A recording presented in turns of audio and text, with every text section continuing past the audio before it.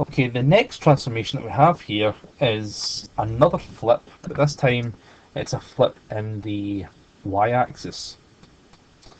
We know that we have a flip in the y-axis because in the previous example we were asked to sketch the graph of negative f of x. This time we have the facility to sketch the graph of f of negative x.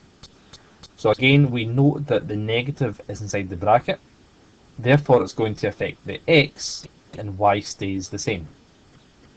So the y's don't change, but the x changes. Now, I know I said in previous videos that inside the bracket affects the x and does the opposite, but you don't really have an opposite to a flip, so you just carry out what it says. So, if you look at the explanation here, same with the previous video, just a slight misprint on my part. The explanation down here is actually explanation for example 6. So if you could highlight that in example 6 and move it to there, and if you look at example 6, you'll see that this is the explanation for example 4. So if you could then just move that into example 4.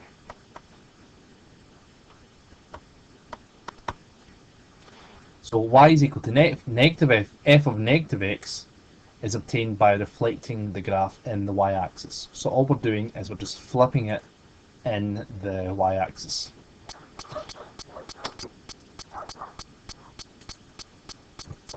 So we'll start again as usual just by looking at the coordinates and what they will transform into. So when we're going to be flipping in the y-axis, it's going to be affecting the x value, but the y is going to stay the same. So minus 60 is going to flip and will become 60. Minus 24 becomes 24. 0 stays as 0. 2 minus 2 is going to become minus 2, and 40 becomes negative 40. So 60 goes to here. Minus 24 goes to 24, and that would be approximately here.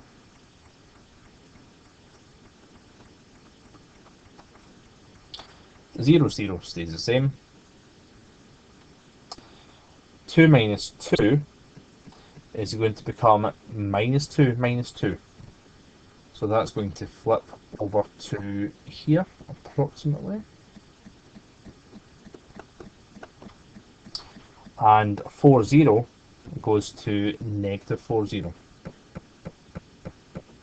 which is approximately there.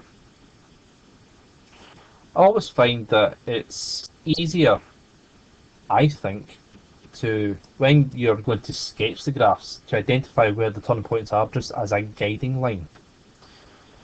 So minus 60 was a minimum, it flips over and becomes a minimum over here at 60. Minus 24 is a maximum and becomes a maximum over here. 2 minus 2 is a minimum and becomes a minimum over here at minus 2. So we can use that as a guiding line to help us sketch the graph. So that means the graph is going to look something like this.